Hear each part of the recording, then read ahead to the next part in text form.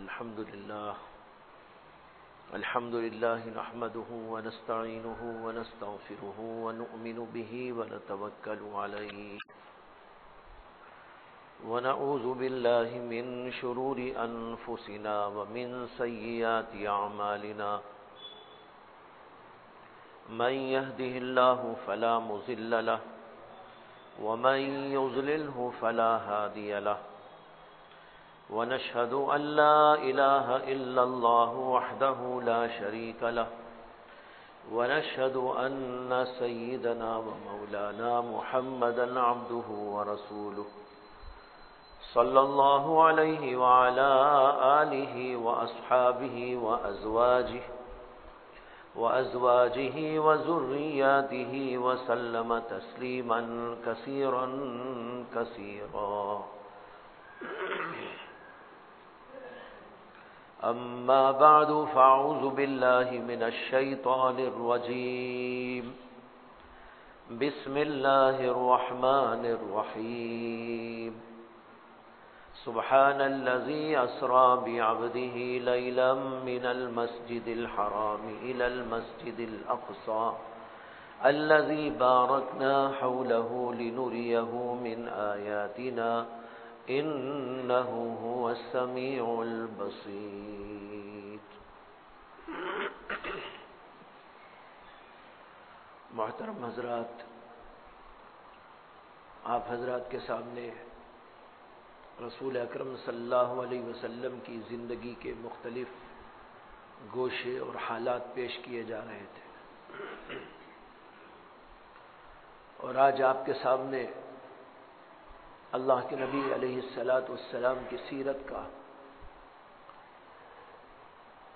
ایک اہم واقعہ، جس کو کہتے ہیں معراج کا واقعہ، وہ پیش کرنے کا خیال ہے. لیکن گلا بیٹھا ہوا ہے، اس کی وجہ سے شاید صحیح طریقے سے بات کرنا مشکل ہے. کوشش کروں گا کہ آپ حضرات کے سامنے یہ واقعہ مختصر طور پر پیش کر دوں.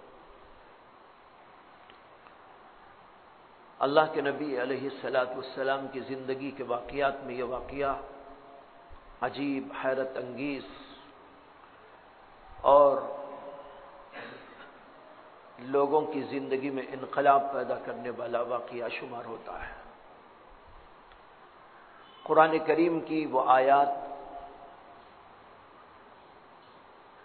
جو ابھی آپ کے سامنے میں نے پڑھی، اس کے اندر بھی اللہ نے اس واقعے کا تذکرہ فرمایا ہے.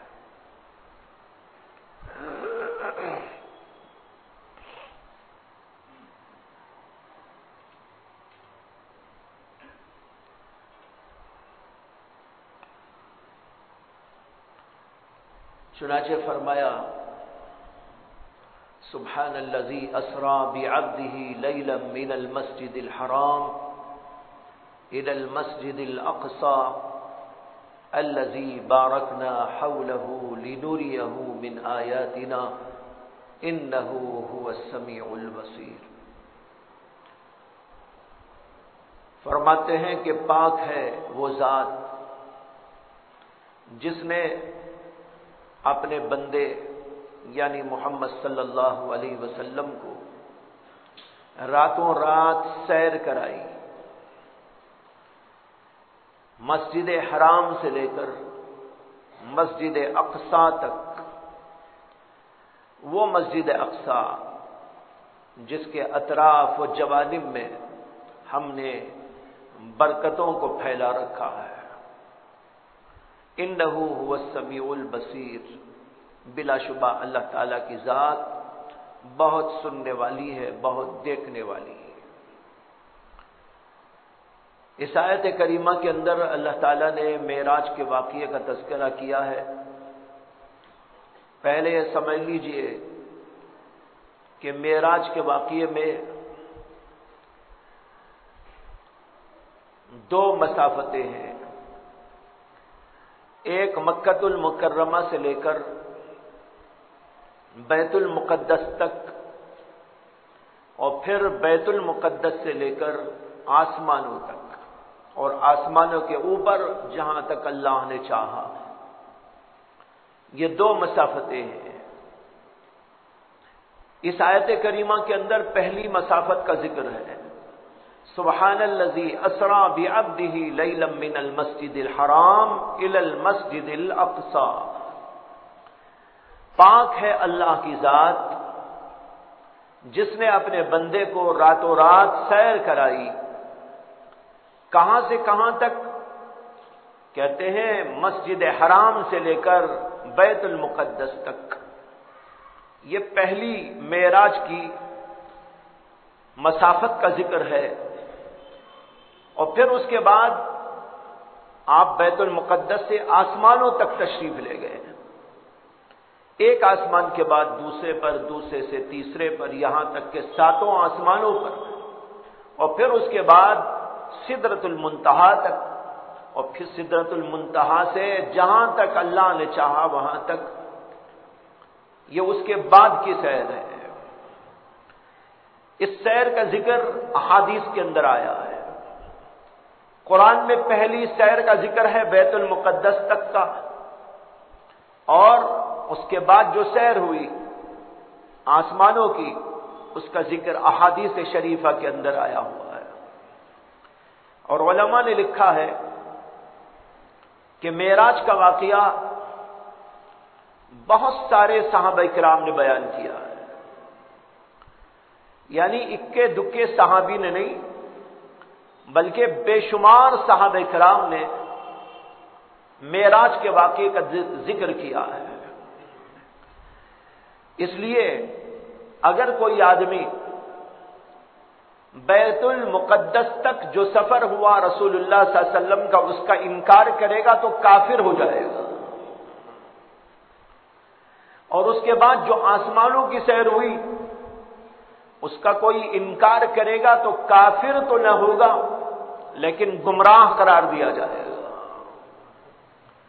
اس لیے کہ پہلی سیر کا ذکر تو قرآن میں ہے، اس کو نہ ماننے والا کافر ہے، اور دوسری جو سیر ہوئی وہ آسمانوں کی، اس کا ذکر احادیث کے اندر موجود ہے، اس کو ماننا بھی لازم ہے ایک مسلمان کے لیے، اگر کوئی اس کو نہیں مانے گا تو اس کو گمراہ قرار دیا جائے گا۔ دوسری بات یہ ہے کہ جو سیر ہوئی جس کو معراج کہتے ہیں یا اسراء کہتے ہیں، یہ بیداری کی حالت کے اندر ہوئی، یہ نہیں کہ ایک خواب میں کوئی واقعہ پیش آیا ہو۔ اگرچہ اللہ کے نبی علیہ الصلوۃ والسلام کو بعض دفعہ معراج خواب میں بھی کرائی گئی، اس کا بھی احادیث کے اندر ذکر آتا ہے کہ ایک دفعہ اللہ کے نبی علیہ السلام سوئے تھے اور آپ کو خواب کے اندر سیر کرائی گئی، آسمانوں کی سیر کرائی گئی اور مختلف چیزوں کی سیر کرائی گئی، مختلف حالات آپ کو دکھائے گئے۔ لیکن یہ معراج جس کو معراج کے نام سے تاریخ کے اندر رسول اللہ صلی اللہ علیہ وسلم کی سیرت کے اندر بیان کیا جاتا ہے، تو یہ واقعہ بیداری کے اندر پیش آیا ہے، محض خواب نہیں تھا بلکہ بیداری کے اندر اللہ کے نبی علیہ الصلوۃ والسلام کو فرشتوں نے لے کر بیت المقدس تک کا سفر کرایا اور پھر وہاں سے آسمانوں کی سیر کرائی، اور یہ پورا واقعہ بیداری میں پیش آیا ہے۔ تیسری بات یہاں پر یہ سمجھ لینا ہے کہ یہ جو واقعہ پیش آیا یہ رات ہی کے اندر پیش آ گیا، یعنی ایک ہی رات کے چھوٹے سے حصے میں اللہ تبارک و تعالی نے اللہ کے نبی علیہ الصلوۃ والسلام کو اتنی بڑی معراج کرائی اور اتنی بڑی سیر کرائی۔ بظاہر تو تقاضا یہ ہے کہ اس کے لیے مہینوں مہینوں درکار ہو، اس لیے کہ بیت المقدس تک کا جو سفر ہوتا ہے اس دور کے لحاظ سے وہ کم سے کم 1 ماہ کا سفر ہے۔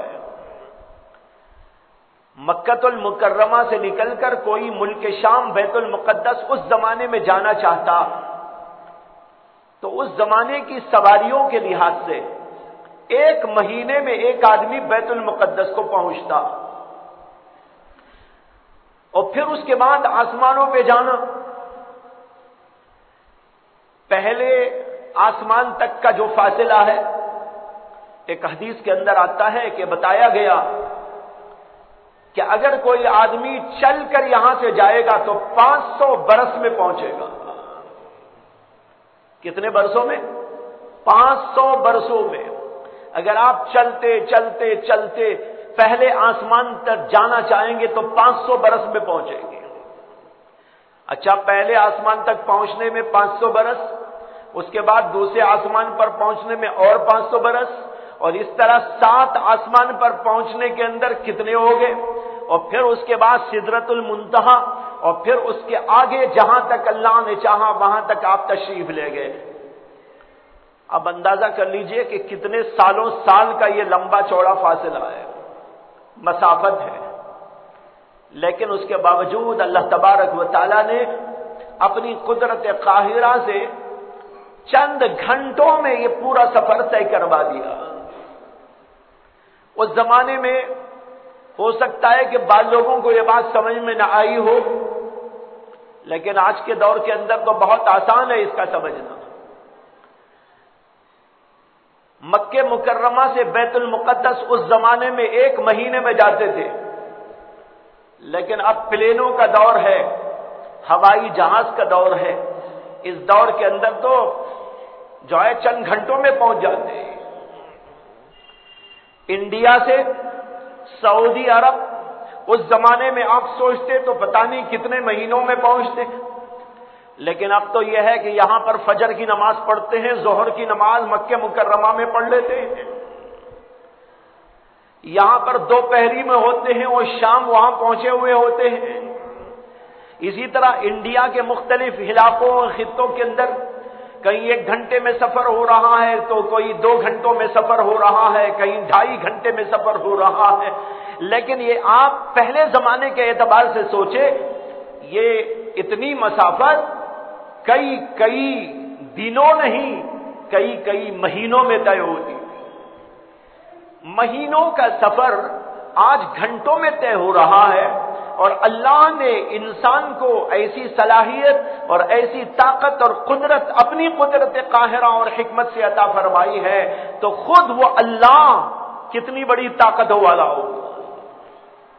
اگر انسان ایسے ہوائی جہاز بنا سکتا ہے اور ایسی چیزیں ایجاد کر سکتا ہے، تو پھر اللہ کے نبی علیہ الصلوۃ والسلام کے لیے اللہ تبارک و تعالیٰ نے اپنی قدرت قاہرہ سے جلد بلا لینے کا فیصلہ کیا اور اس کا انتظام فرما دیا، تو آخر اس کے اندر تعجب کی کوئی بات ہے.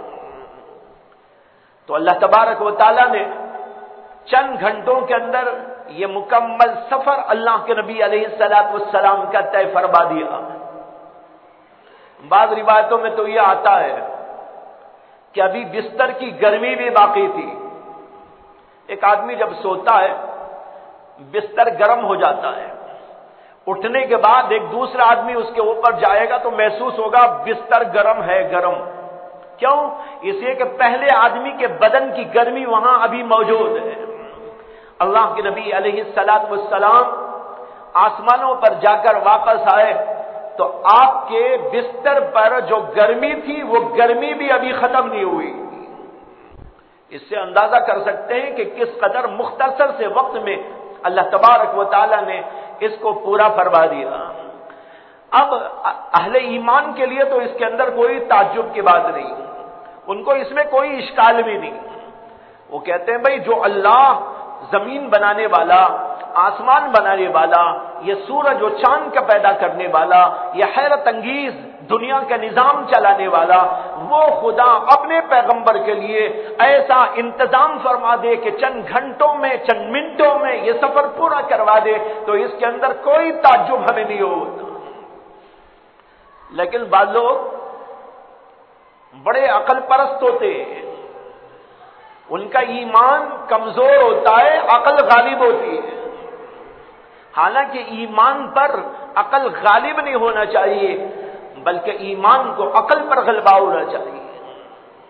اس لیے کہ عقل ایک محدود پیمانہ ہے، بہت محدود پیمانہ، اس کے اندر کچھ چیزیں آتی ہیں، کچھ چیزیں نہیں آتی۔ جیسے دنیا میں بہت ساری چیزیں اللہ نے بنائی اور ان چیزوں کے بھی ایک ایک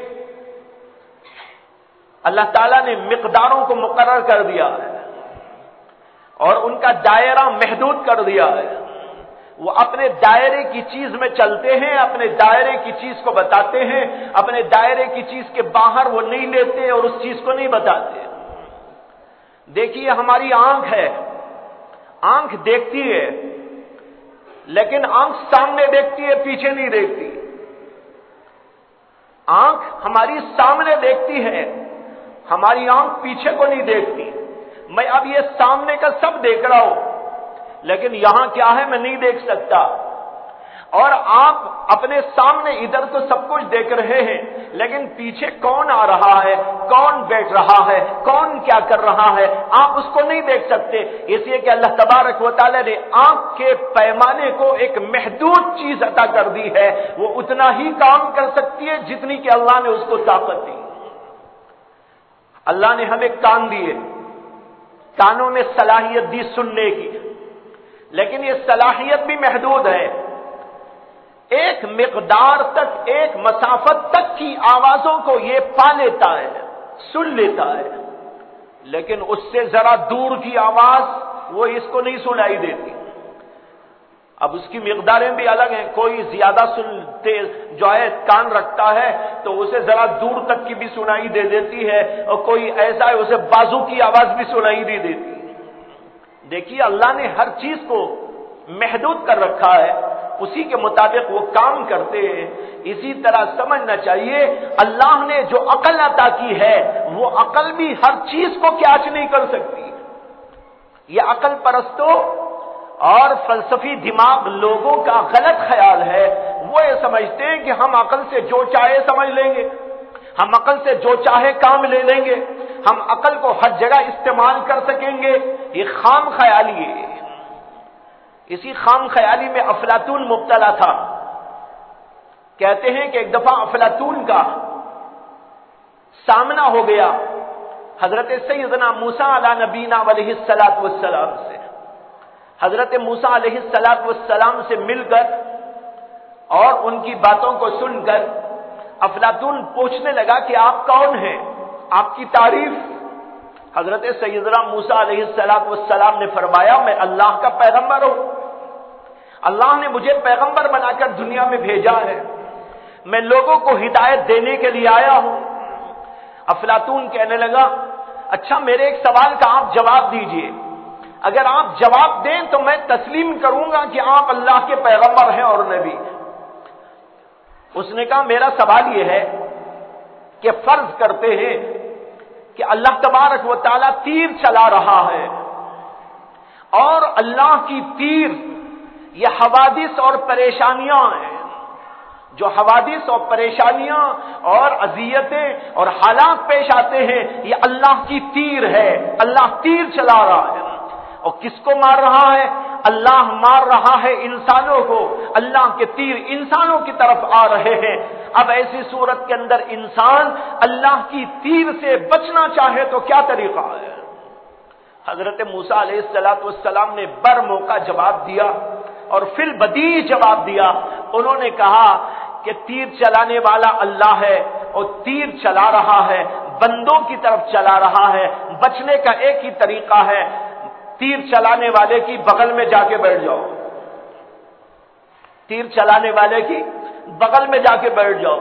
تیر یوں چلتی ہے، یوں تھوڑا ہی چلتی ہے، بغل میں نہیں چلائی جاتی۔ اس لیے اگر تم اللہ کی تیروں سے بچنا چاہتے ہو اللہ کے قریب ہو جاؤ، اللہ کے قریب ہو جائیں گے تو اللہ کے تیر نہیں چلے گی۔ اس نے فی البدیع یہ جواب سنا تو بڑا متاثر ہوا اور کہنے لگا میں سمجھتا ہوں واقعی آپ اللہ کے پیغمبر ہیں، لیکن مجھے آپ کی ضرورت نہیں، میرے پاس عقل موجود ہے، میں تو بہت بڑا عقل پرست ہوں، بہت بڑا عقل والا ہوں، بہت بڑا عقل کی جو ہے ترازو میرے پاس میں موجود ہے، اس سے میں ہر چیز کو سمجھ لیتا ہوں، ہدایت بھی، ضلالت بھی، اچھائی اور برائی سب مجھے معلوم ہو جاتی ہے، آپ کی مجھے ضرورت نہیں۔ لیکن یہ افلاطون کی خام خیالی تھی. اس نے نہیں سمجھا کہ عقل کا پیمانہ ہر جگہ کام آ سکتا ہے.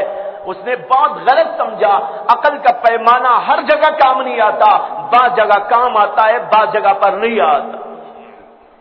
تو بہرحال یہ واقعہ جو اللہ کے نبی علیہ السلام کی معراج کا واقعہ ہے، اس واقعے میں بھی ہم کو سمجھنا یہ ہے کہ یہ جو کہا گیا اس کے اندر، یہ نہ سوچئے کہ ہر بات عقل میں آنا ضروری.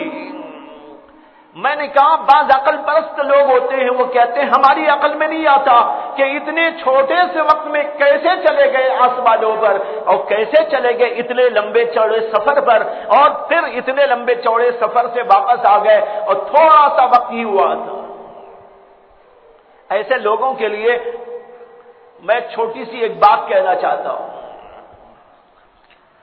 تاکہ ان کی عقل میں بھی آ جائے. ان کی عقل میں لانے کے لیے ایک بات وہ یہ ہے کہ نبی اکرم صلی اللہ علیہ وسلم اللہ تبارک و تعالی کی جانب سے بلائے جاتے ہیں آسمانوں پر، جس کو ہم معراج کہتے ہیں. یہ معراج کا واقعہ دراصل رسول اللہ صلی اللہ علیہ وسلم کی مہمان نوازی کے طور پر ہوا تھا.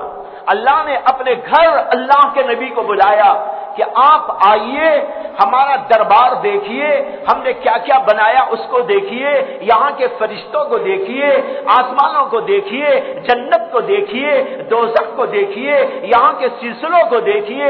یہ سارے کا سارا وہ جس کو غیب کہا جاتا ہے، وہ غیب کی دنیا ہم آپ کو دکھانا چاہتے ہیں. اس لیے آپ ذرا ہمارے ہاں تشریف لائیں اور سب کو دیکھیں.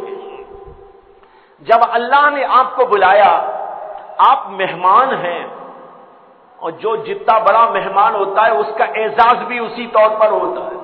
اور اللہ کے نبی علیہ السلام سے بڑھ کر اس پوری کائنات میں کوئی بھی نہیں.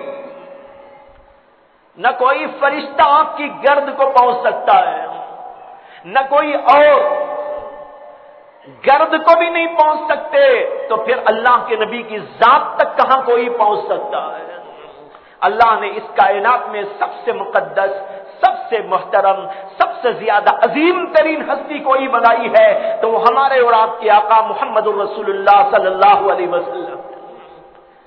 جب اللہ نے آپ کو مہمان بنا کر اپنے دربار میں بلانا چاہا تو اعزاز اور استقبال میں کائنات کے ذرے ذرے کو حکم دے دیا کہ جو جہاں ہے وہیں ٹھہر جاؤ، جو جہاں ہے وہیں ٹھہر جاؤ.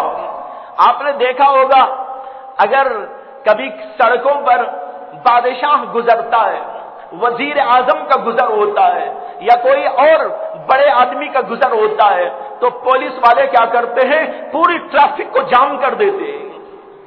کہتے ہیں سب وہیں ٹھہر جاؤ، کوئی نہیں جائے گا. جب تک یہ نہیں گزر جائیں گے کوئی بڑا اور چھوٹا یہاں سے گزر نہیں پائے گا. پوری ٹریفک کو جام کر کے وہیں ٹھہرا دیا جاتا ہے. علماء کہتے ہیں اسی طرح ہمارے نبی علیہ السلام کو جب اللہ تبارک و تعالی نے آسمانوں پر بلانا چاہا تو پوری کائنات کو حکم دے دیا کہ سب وہیں ٹھہر جاؤ جہاں پر ہے. وقت کو بھی حکم دے دیا کہ وقت بھی جہاں ہے وہیں ٹھہرے، ذرا آگے نہ بڑھے. اب وقت بھی ٹھہر گیا. اب وقت ٹھہر دینے کے بعد اللہ نے اپنے نبی علیہ السلام کو بلایا اور پوری سیر کرا دی. اور پوری سیر کرانے کے بعد جب واپس آپ کو کیا تو جب آپ اپنی جگہ پر آ گئے اللہ نے حکم دیا اب چلو.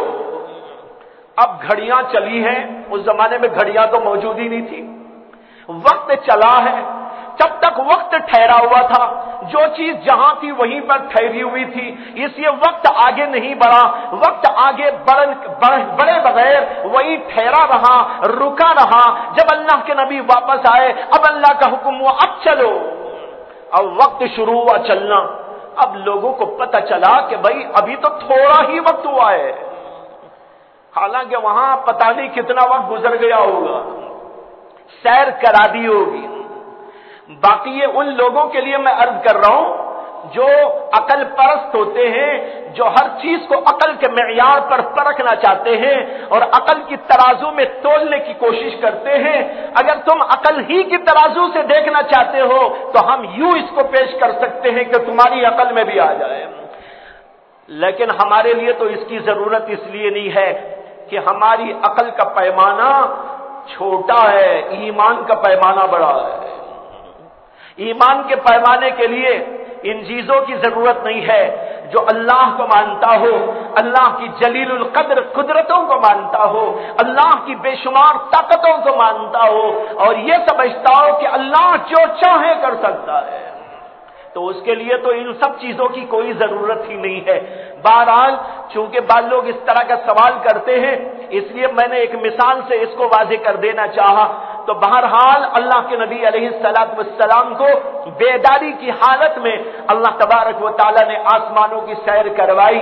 اس کا ذکر قرآن کریم کے علاوہ، جس کی طرف ابھی اشارہ دیا کہ اس کا پہلا حصہ قرآن کریم کے اندر موجود ہے، اور جو بعد میں آسمانوں پر تشریف لے جانے کا حصہ ہے وہ حصہ احادیث کے اندر اللہ کے نبی علیہ السلام نے بیان فرمایا ہے۔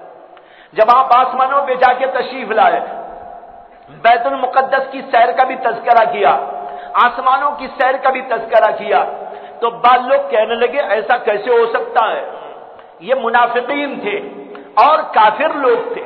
اللہ کے نبی علیہ السلام صبح اٹھنے کے بعد رات کا واقعہ بیان کرنے لگے کہ مجھ کو ایسا لے جایا گیا، پہلے بیت المقدس لے جایا گیا اور پھر اس کے بعد آسمانوں پہ لے جایا گیا، تو بعض لوگ کہنے لگے ایسا کیسا ہو سکتا ہے؟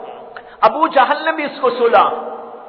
ابو جہل نے سننے کے بعد یہ کہا یہ تو انہونی بات ہے، ایسا تو ہو ہی نہیں سکتا، اور سیدھے وہاں سے پہنچ گیا حضرت سیدنا ابو بکر صدیق رضی اللہ عنہ کے گھر پہ، اور ان سے جا کر کہنے لگا کہ ابو بکر تمہارے ساتھی ایک عجیب و غریب بات کہنے لگے ہیں، تم کیا اس کو بھی مانو گے؟ حضرت ابو بکر نے کہا کیا کہا ہے انہوں نے؟ تو ابو جہل کہنے لگا اب تک تو وہ یہ کہتے تھے اللہ کا فرشتہ ان کے پاس آتا ہے، اب وہ یہ کہنے لگے ہیں کہ وہ آسمانوں پہ تشریف لے گئے۔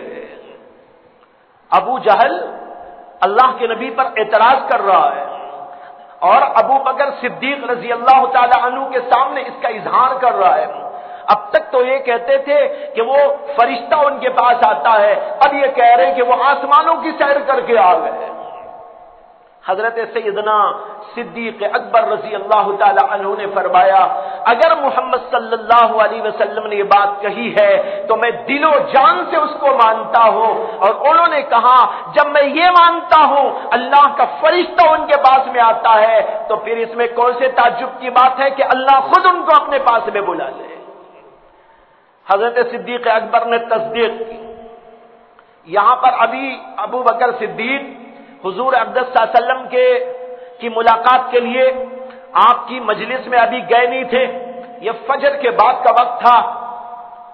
کہتے ہیں کہ یہاں پر یہ سب کچھ ہو گیا، ابو جہل نے یوں کہا اور صدیق اکبر نے تصدیق کرتے ہوئے جواب دے دیا، اور ادھر اللہ کے نبی علیہ السلام کی خدمت اقدس میں حضرت جبریل امین علیہ السلام تشریف لائے اور کہنے لگے کہ اللہ تبارک و تعالی نے مجھ کو بھیجا ہے اور آپ کو یہ بات سنانے کے لیے کہا کہ حضرت ابو بکر کا نام آج سے صدیق رکھا گیا ہے، آج سے ان کا نام صدیق رکھ دیا گیا ہے۔ اللہ کے نبی نے پوچھا کہ کس بنیاد پر رکھا گیا ہے؟ جبریل امین نے قصہ سنایا کہ اللہ کے نبی علیہ السلام کو بتایا کہ آپ کی اس بات کی انہوں نے وہاں پر تصدیق کی اور اللہ تبارک و تعالی نے ان کا نام صدیق رکھ دیا ہے، اس دن سے ان کا نام صدیق پڑ گیا۔ بہرحال یہ واقعہ جس کی طرف اشارہ دیا ہو یہ بہت عجیب اور غریب واقعہ ہے۔ اس واقعے کے بارے میں ایک بات یہ سمجھ لینے کی ہے کہ یہ واقعہ سن 10 ہجری میں سن 10 نبوی میں پیش آیا تھا، یعنی اللہ کے نبی علیہ السلام ابھی مکۃ المکرمہ میں تھے اور نبوت کے 10 سال گزرے تھے۔ 10 سال گزرنے کے بعد اور سیدنا سیدہ خدیجہ الکبریٰ رضی اللہ تعالی عنہا کے انتقال کے بعد یہ واقعہ پیش آیا. میں نے گزشتہ جمعہ آپ کے سامنے اس کی تفصیل بیان کر دی تھی. تو سن 10 ہجری اور مہینہ تھا رجب کا مہینہ. اس کے اندر علماء کا اختلاف ہے، سن کے اندر بھی اختلاف ہے اور مہینے کے اندر بھی اختلاف ہے کہ معراج کا واقعہ کون سے سن میں پیش آیا اور کون سے مہینے میں پیش آیا. اسی طرح اس میں بھی اختلاف ہے کہ کون سی تاریخ میں پیش آیا. سن میں بھی اختلاف اور مہینے میں بھی اختلاف اور تاریخ کے اندر بھی اختلاف ہے. لیکن جمہور علماء کا جو قول ہے وہ یہ ہے کہ 10 نبوی رجب کا مہینہ اور رجب کی 27ویں تاریخ کو اللہ کے نبی علیہ الصلوۃ والسلام کے ساتھ یہ واقعہ پیش آیا جس کو معراج کا واقعہ کہتے ہیں. واقعہ یوں پیش آیا کہ ایک دفعہ اللہ کے نبی علیہ الصلوۃ والسلام حضرت ام ہانی کے مکان میں آرام کر رہے تھے. ام ہانی حضرت ابو طالب کی بیٹی ہوتی ہیں اور حضرت علی کرم اللہ تعالی وجہہ کی بہن ہوتی ہے. اور اسی گھر میں اللہ کے نبی علیہ الصلوۃ والسلام کا بچپن گزرا تھا. آج کی رات اللہ کے نبی علیہ السلام وہاں پر لیٹے ہوئے تھے.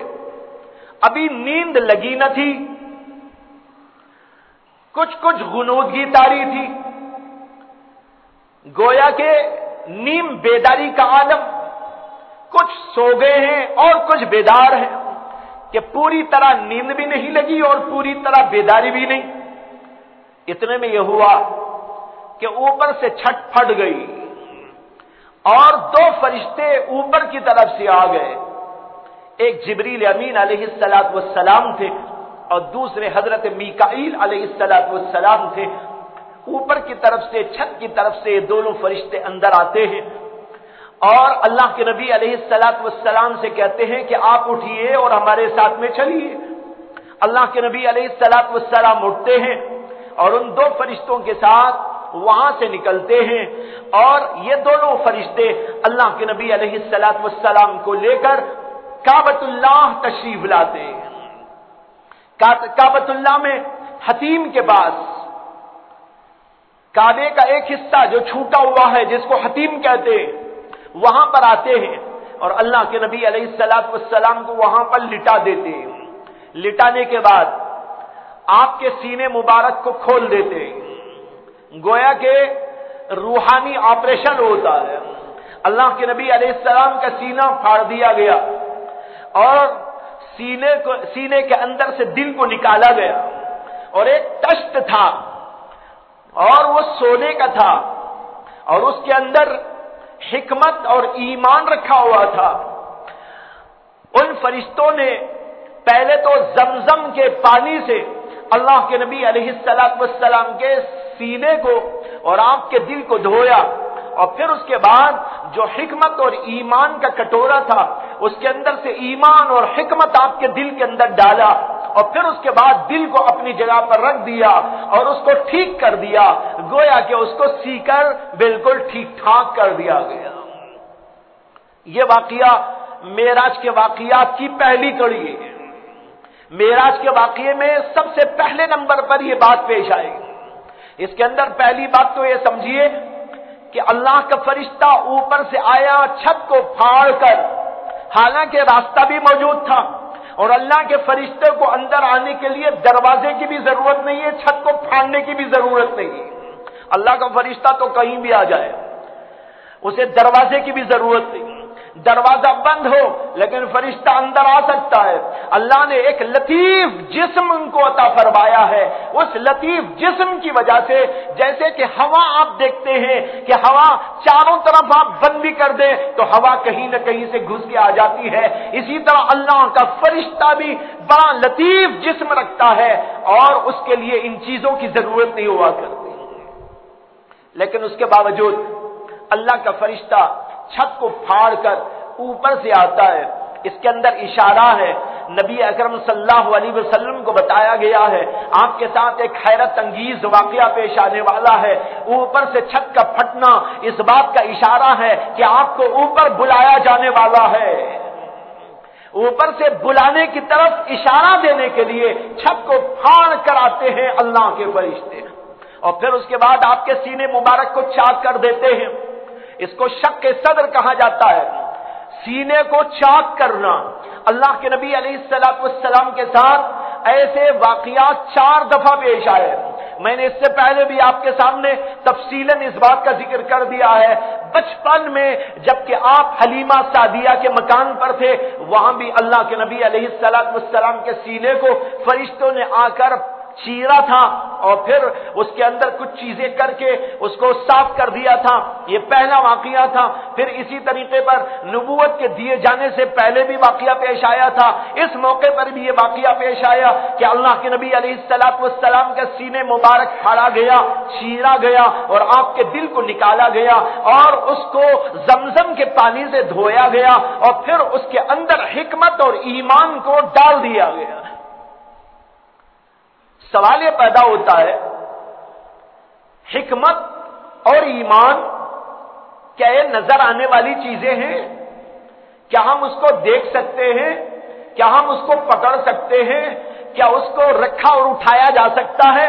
हमारे पास ईमान है, आप सबके पास माशाअल्लाह ईमान है।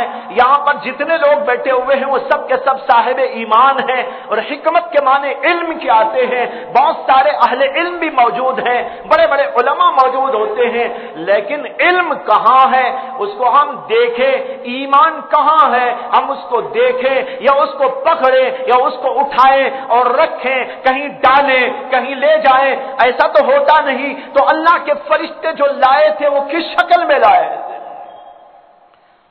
समझना चाहिए कि हमारे और आपके नजदीक ये चीजें ईमान हो, इल्म हो, हिकमत हो, तकवा हो, नमाज हो, ये सब चीजें अगरचे कोई जिस्म नहीं रखती, लेकिन अल्लाह चाहे तो उसको जिस्म की शक्ल में ला सकते। जिस्म में अल्लाह उसको तब्दील कर दे। इसी तरीके पर यहां हुआ, अल्लाह तबारक व तआला के हुक्म से यह हुआ कि फरिश्ते ईमान को लेके आए और इसी तरह हिकमत को लेके आए, और वो हिकमत और ईमान किस शक्ल में और कैसे वो तो किसी ने देखा नहीं, वो तो अल्लाह के फरिश्ते और अल्लाह के नबी जानते हैं। कहते हैं कि चीजें आपके दिल में डाली गई, गोया के तकमील की गई, आपको संवारा गया। इसमें इशारा है कि इंसान का असल संवरना दिल से हुआ करता है। दिल असल होता है, जिस्म असल नहीं हुआ करता। जिस्म के बजाय रूह असल होती है और दिल असल हुआ करता है। हदीस में अल्लाह के नबी सल्लल्लाहु अलैहि वसल्लम ने फरमाया, अला इन्ना फिल जसदी लमुज़ग़ा इज़ा सलुहत सलुहल जसद कुल्लु व इज़ा फसदत फसदल जसद कुल्लु अला वहियल क़ल्ब। कान खोलकर सुन लो, जिस्म के अंदर एक लोथड़ा है, जब वो दुरुस्त रहता है जिस्म भी दुरुस्त रहता है, जब वो खराब होता है तो जिस्म भी खराब हो जाता है। जान लो कि वो दिल है। देखिए अल्लाह के नबी अलैहिस्सलातु वस्सलाम को अल्लाह ताला के यहां से रूहानी तरबियत हो रही है और आपके दिल को संवारा जा रहा है और शुरू से संवारा जा रहा है। आप जब से पैदा हुए तब से भी अल्लाह की तरफ से आपके लिए इंतजामात किए जा रहे हैं। इस तरह आपको बढ़ाते बढ़ाते बढ़ाते यहां तक ले आए हैं कि अब ये मौका आया कि आप न सिर्फ ये कि इस कायनात में इस जमीन पर रहे, आप आसमानों पे तशरीफ ले जाए। उसके लिए अब तैयारी हो रही।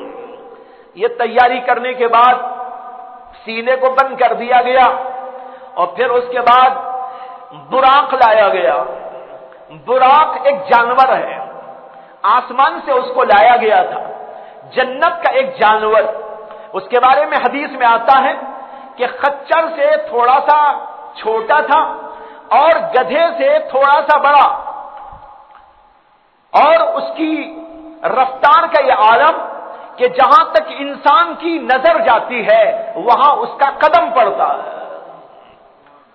अगर आप खुले मैदान में हो, चटियल मैदान में खड़े हो, दूर दूर तक कोई इमारत मौजूद न हो, अब वहां आप निगाह डालें, जब आप निगाह डालेंगे तो आपकी निगाह ता हद नजर जहां तक पहुंचती है, उस जानवर का एक कदम वहां तक जाके पहुंचता है। उसकी तेज रफ्तारी का आलम क्या होगा? ऐसा तेज रफ्तार जानवर, इसीलिए उसका नाम है बुराक। बर्क के माने आते हैं बिजली। बिजली होती है ना, कैसे कूदती है, बिजली कैसे जाती है, आप यही देखते रहते, पता नहीं कहां पहुंच जाती है, और एक मुल्क से दूसरे मुल्क को पहुंच जाती है, और एक लम्हे के अंदर इधर से उधर गश्त करके आ जाती है। इसी तरीके पर यह भी बर्क रफ्तार एक जानवर था, इसलिए उसका नाम है बुराक। और बाद लोग कहते हैं कि बुराक को बुराक इसलिए कहते हैं, बर्क के बाद सफेद के भी आते हैं, और वो जानवर बिल्कुल सफेद था, इसलिए उसका नाम बुराक रखा गया है। बहरहाल दोनों भी हो सकते हैं कि उसकी सफेदी की वजह से भी और उसकी बर्क रफ्तारी की वजह से भी, दोनों वजह से उसका नाम रख दिया गया बुराक। ये बुराक अल्लाह तबारक व तआला ने अल्लाह के नबी अलैहिस्सलातु वस्सलाम के लिए आसमानों से भेजा, और इस बुराक के ऊपर पहले भी बाज और अंबिया इकराम अलैहिस्सलातु वस्सलाम को अल्लाह ने सवार कराया था।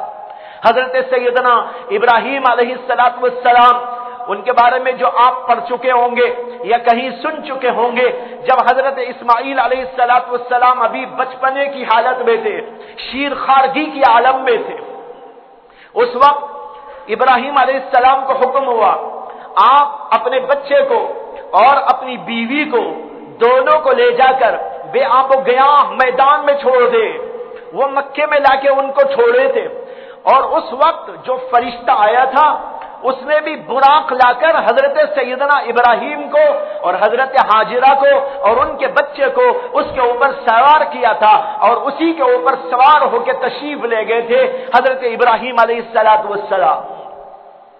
बहरहाल वो बुराक जन्नत से लाया गया और उसको खड़ा किया गया, और अल्लाह के नबी अलैहिस्सलातु वस्सलाम से यह फरमाया गया कि आप अल्लाह के नबी इसके ऊपर सवार हो जाए और आपको आसमानों की सैर के लिए ले जा रहे हैं। अल्लाह के नबी अलैहिस्सलातु वस्सलाम उसके ऊपर सवार हो गए। एक रिवायत में है कि जिब्रील अमीन अलैहिस्सलाम पीछे बैठ गए, लेकिन एक रिवायत यह कहती है कि जिब्रील अमीन भी और मीकाईल, दो फरिश्ते जो आए हुए थे, वो उस जानवर के दाएं और बाएं उसको पकड़े हुए थे, और अल्लाह के नबी अलैहिस्सलाम ऊपर बैठे हुए थे। ऐसा हो सकता है कि अल्लाह के नबी को सहारा देने कुछ देर के लिए तो जिब्रील अमीन पीछे बैठ गए होंगे, फिर उतरकर इधर और इधर दो फरिश्ते अल्लाह के नबी अलैहिस्सलातु वस्सलाम को लेके चले होंगे। गोया कि आप जो है बीच में बैठे हैं, दो फरिश्ते आपके लिए खादिम बनाकर भेज दिए गए हैं, और वो उस जानवर को पकड़ के लेके चल रहे हैं। जब चलने के लिए आगे बढ़ते हैं तो वो जानवर जरा सी शौखी करता है, जरा सी शौखी करता है और हलने लगता है। अल्लाह के नबी अलैहिस्सलाम को थोड़ी सी उससे तकलीफ होती है। हजरत सैयदना जिब्रील अमीन अलैहिस्सलातु वस्सलाम उससे कहते हैं, अरे बुराक, शौखी क्यों कर रहा है? आज तेरे ऊपर एक ऐसी हस्ती सवार है कि उनसे ज्यादा मुकद्दस न तेरे ऊपर पहले कोई सवार हुआ, न आगे कोई सवार होने जाएगा। अल्लाह के नबी अलैहिस्सलातु वस्सलाम की बुजुर्गी और आपके तकद्दुस को जाहिर करते हैं जिब्रील अमीन अलैहिस्सलातु वस्सलाम, और हदीस के अंदर आता है कि जिब्रील के इस कहने के बाद वो जानवर पानी पानी हो गया, पसीना पसीना हो गया, गोया के शर्मिंदा हो गया। उसके बाद सवारी के लिए हुक्म होता है और चलना शुरू करते हैं।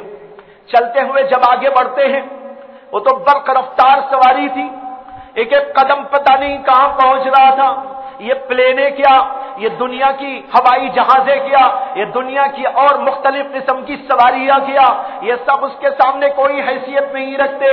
उससे ज्यादा बर्क रफ्तार ये सवारी चली जा रही थी, कदम बढ़ाते बढ़ाते और चलते चलते अल्लाह के नबी अलैहिस्सलातु वस्सलाम को जिब्रील अमीन अलैहिस्सलातु वस्सलाम एक जगह पर कहते हैं अपने उस बुराक को खड़ा करके कि अल्लाह के नबी आप यहां पर उतरे اور یہاں پر 2 رکعت نماز پڑھ لے۔ اللہ کے نبی اترے، 2 رکعت نماز وہاں پر ادا کی اور اس کے بعد پھر سوار ہو گئے۔ جبریل نے پوچھا کہ آپ جانتے ہیں کہ یہ کون سا موقع ہے؟ اللہ کے نبی صلی اللہ علیہ وسلم نے فرمایا کہ میں تو نہیں جانتا۔ فرشتے نے بتایا یہ وہ جگہ ہے جہاں آپ ہجرت کر کے تشریف لانے والے، یعنی مدینہ طیبہ۔ مدینہ طیبہ میں 2 رکعت پڑھائی، پھر آگے بڑھے اور موسیٰ علیہ السلام جہاں پر اللہ سے ملاقات کے لیے جاتے تھے وہ علاقہ آ گیا ملک شام کا۔ وہاں پر فرشتے نے حکم دیا اللہ کے نبی صلی اللہ علیہ وسلم کو یہاں بھی اتر کر 2 رکعت نماز پڑھے، اور فرشتے نے بتایا یہ وہ جگہ ہے جہاں موسیٰ علیہ السلام کوہ طور پر اللہ تبارک و تعالی سے ملاقات کے لیے جایا کرتے۔ پھر اس کے بعد اور آگے بڑھتے، آگے بڑھنے کے بعد وہاں کہتے ہیں یہاں بھی اترے اور 2 رکعت نماز ادا کریں۔ اللہ کے فرشتے نے کہا یہ وہ جگہ ہے جہاں پر عیسیٰ علیہ السلام پیدا ہوئے تھے، اس کا نام ہے بیت اللحم، یہاں پر بھی 2 رکعت پڑھیں۔ اللہ کے نبی نے وہاں 2 رکعتیں پڑھی اور اس طریقے پر ہوتے ہوتے بیت المقدس کو پہنچ گئے۔ بیت المقدس میں کیا ہوا اور پھر اس کے بعد کیا حالات پیش آئے اس کو میں انشاءاللہ اگلے ہفتے عرض کروں گا۔ وآخر دعوانا ان الحمد للہ رب العالمین۔